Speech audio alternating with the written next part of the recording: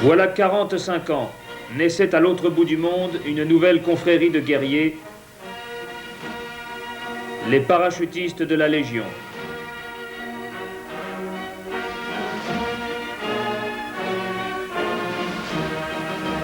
De la vieille Légion, ils avaient recueilli les traditions de rigueur, de solidité, de discipline et de dévouement. Des parachutistes, ils avaient la jeunesse, la souplesse, l'enthousiasme et le goût de l'insolite. Ils formèrent vite une troupe unique en son genre, les bataillons étrangers de parachutistes.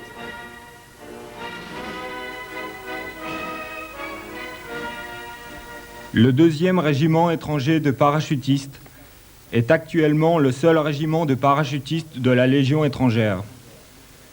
Il est donc à ce titre dépositaire de tout le passé de gloire accumulé par les légionnaires parachutistes durant leur courte mais riche histoire.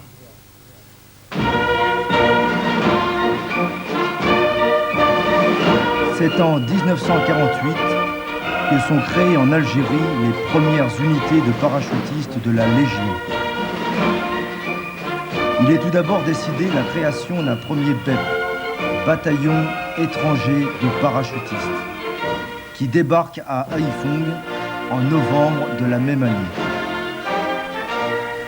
Un deuxième BEP est créé en même temps à partir de tous les régiments de Légion.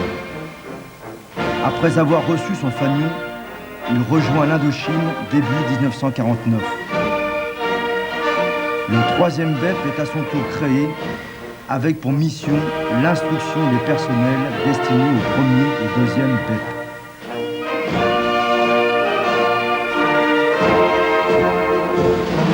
Renforcé d'une compagnie étrangère de ravitaillement par air et d'une compagnie étrangère de mortiers lourds, les BEP, placés en alerte aéroportée, participent à tous les coups durs. Que cela soit au Cambodge, Cochinchine, Annam, Laos ou Tonkin, les BEP souffrirent et triomphèrent ensemble. Les 12 chefs de corps, Segretin pour le premier BEP et Rafali pour le deuxième BEP, tombés tous deux à la tête de leur troupe, symbolisent la communauté de destin de ces bataillons frères qui moururent la tête haute dans la fournaise de Dien Bien Phu.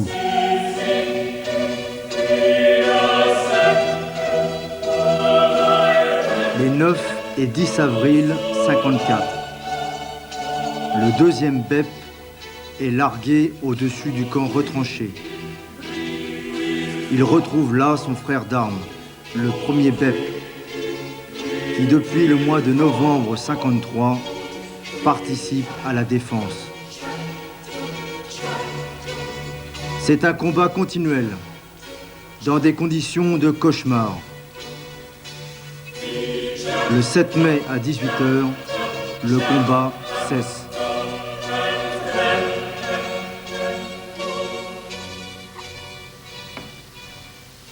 Lorsque le deuxième BEP rentre en Algérie, le 1er décembre 55, la croix de guerre qui orne son fanion est riche de 6 citations à l'ordre de l'armée. Ces légionnaires arborent fièrement la fourragère aux couleurs de la Légion d'honneur. Le deuxième BEP est la seule unité du corps expéditionnaire à avoir reçu une telle distinction. Après avoir incorporé les personnels du troisième BEP, le bataillon devient régiment et reçoit son drapeau le 5 juin 56. Au sein de la 25e division parachutiste, le deuxième REP participe aux opérations d'Algérie. Unité de réserve opérationnelle, il intervient dans tous les secteurs. C'est alors la vraie vie de parachutiste. Largué d'avions, déposé par hélicoptère, il met près de 4000 rebelles hors de combat. 171 des siens tombaient au champ d'honneur. En 1962, le deuxième REP s'installe à Bousfer, enclave stratégique de Mers-el-Kébir. Il y restera jusqu'en 67, date à laquelle il quitte l'Algérie pour rejoindre Calvi, sa garnison actuelle.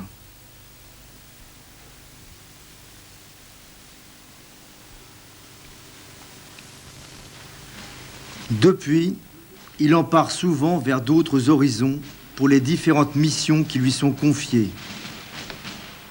C'est en 69 que le régiment retrouve la terre d'Afrique, à l'occasion d'une longue intervention au Tchad, que ses unités parcourent de long en large. Regroupé à Calvi fin 70, le régiment reprend son entraînement tout en entretenant une compagnie tournante à Djibouti. C'est au cours d'un de ces séjours que la 2e compagnie participe à la libération des enfants pris en otage à Loyada en février 76. Le 18 mai 78, le régiment est mis en alerte. Il reçoit l'ordre d'intervenir à Kolwezi au Zaïre. Le 19 mai, le REP saute aux abords immédiats de la ville. Il s'empare dans la foulée de tous les objectifs qui lui sont assignés, sauvant ainsi la vie de centaines de familles. Cette action exemplaire, au retentissement mondial, vaut au régiment sa 7e citation à l'ordre de l'armée. En août 82, dans le cadre de l'opération Épaulard, le régiment débarque à Beyrouth, au Liban, en tête des forces françaises et étrangères. Il assumera durant 1 mois la mission difficile de restaurer la paix. Depuis, le régiment participe régulièrement à des opérations au Tchad. C'est Manta en 1984 et Épervier tous les 18 mois. Le régiment placé en alerte y intervient en particulier en décembre 90 avec 3 compagnies et son état-major lors de la prise de pouvoir d'Idriss Déby. Dans le courant de la même période, la 4e compagnie intervient à Kigali au Rwanda. Première unité arrivée sur le territoire, elle évacue les Européens en liaison avec les forces armées belges. Le régiment y retournera en 91 avec un état-major et la 3e compagnie dans le cadre de l'opération Noroît. Début 91, les commandos de recherche et d'action dans la profondeur participent à la phase terrestre de l'opération Daguet.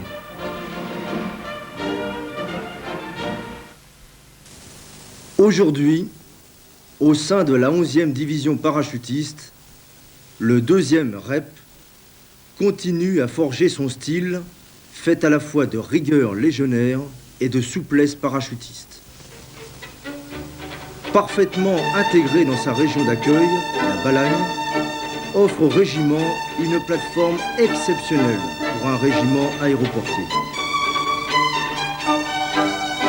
Installé au camp Rafali, en bordure de mer et au pied de la montagne, il dispose de sa propre zone de saut, d'un centre amphibie sur la baie et d'un chalet en montagne au Vergio.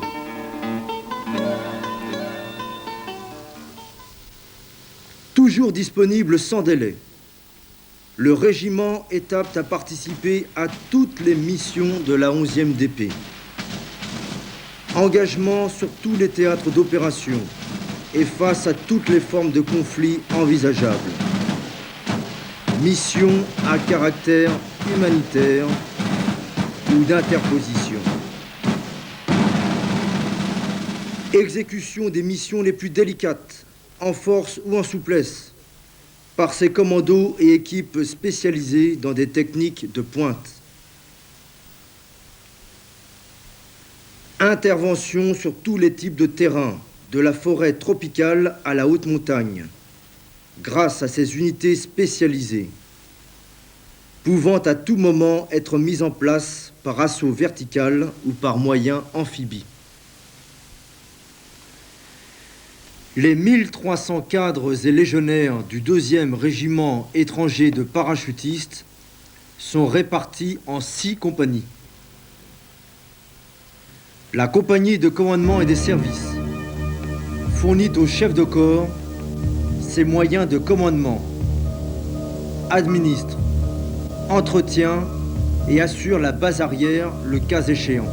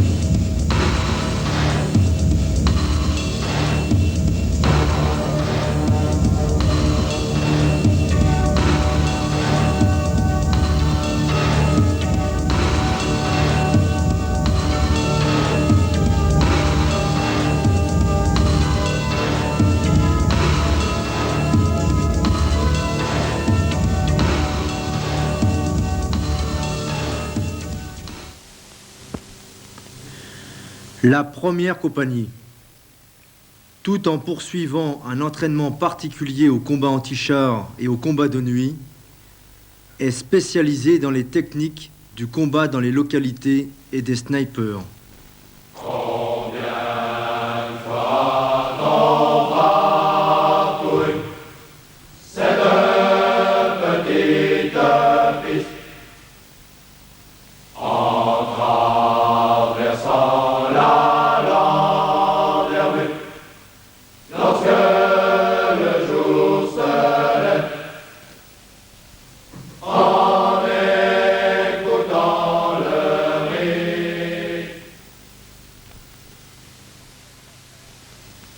La 2e compagnie, pilote en matière de combat en montagne, s'intéresse à tous les problèmes de franchissement.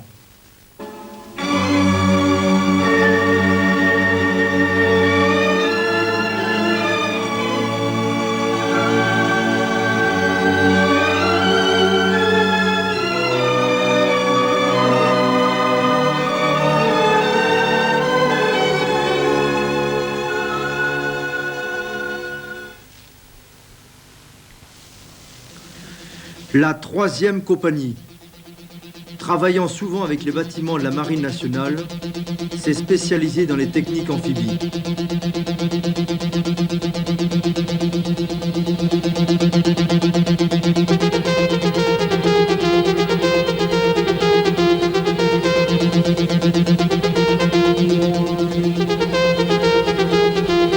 Elle met sur pied un DINOPS, détachement d'intervention offensive subaquatique.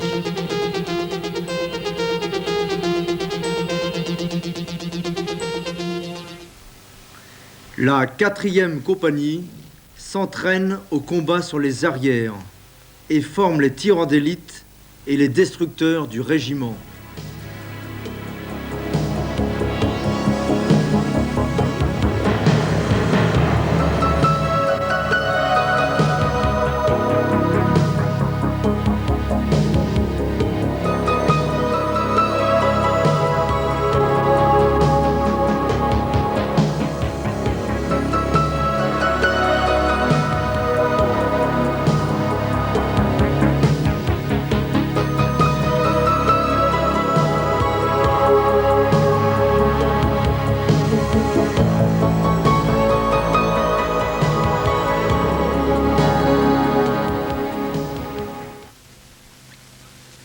La compagnie d'éclairage et d'appui dispose d'une section d'éclairage et de renseignement sur P4, d'une section de mortier lourd utilisant des fardiers LOR, de 2 sections de Milan montées sur P4, d'une section d'autodéfense anti-aérien dotée de canons de 20 mm.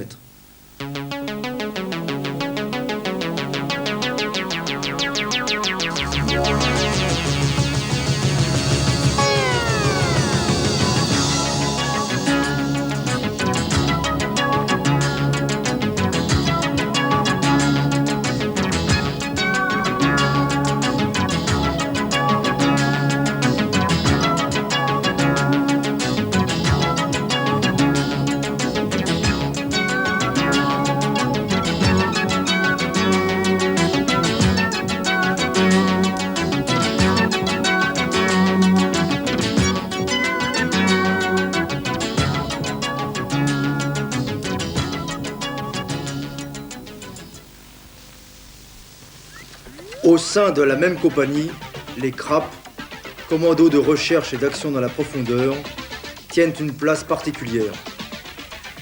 Composés essentiellement de cadres, tous aptes à pratiquer les sauts à grande hauteur avec charge, ils peuvent remplir une grande variété de missions en agissant soit directement au profit du régiment, soit de façon décentralisée en équipe autonome.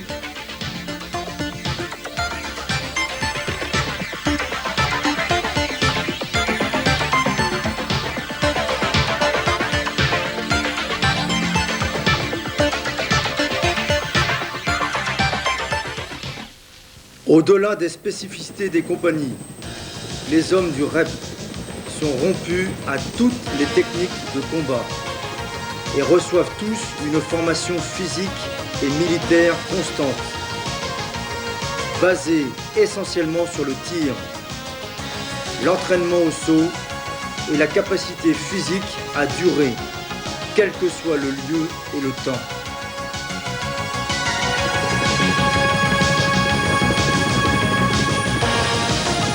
L'instruction parachutiste est divulguée par les instructeurs du Centre École au Saut. C'est après un stage de 4 semaines au cours duquel ils effectuent 6 sauts que les jeunes engagés volontaires sont brevetés et deviennent des parachutistes à part entière.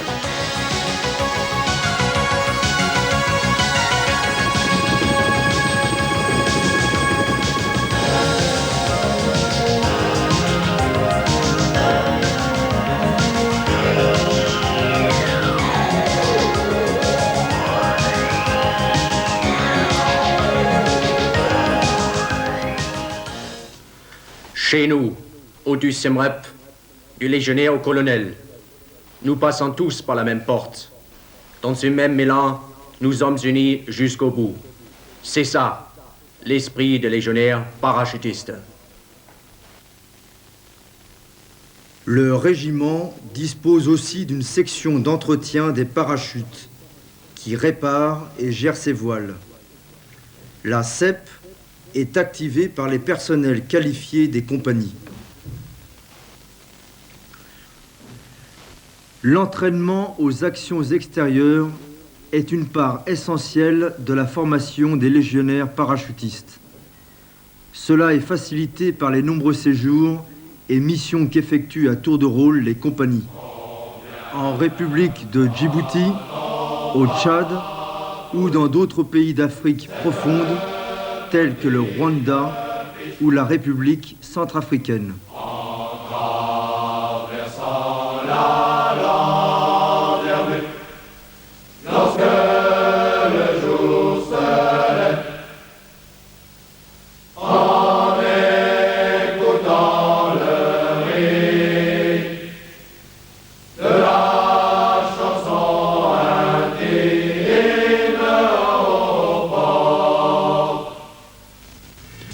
À Calvi, nous sommes bien. Les clubs sportifs nous proposent de nombreuses activités. La région est magnifique.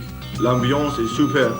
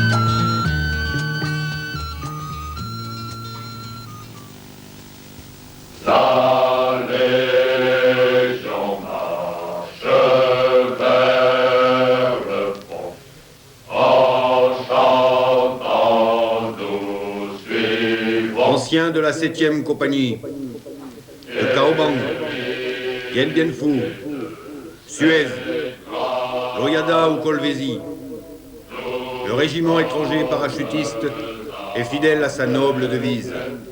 More Majorum. Nous resterons toujours les hommes des troupes d'assaut. Soldats de la vieille Légion, demain brandissant nos drapeaux, en vainqueur nous défilerons. Nous n'avons pas seulement des armes, mais le diable marche avec nous. Ah, ah, ah, ah, ah, car nos aînés de la Légion se battent là-bas.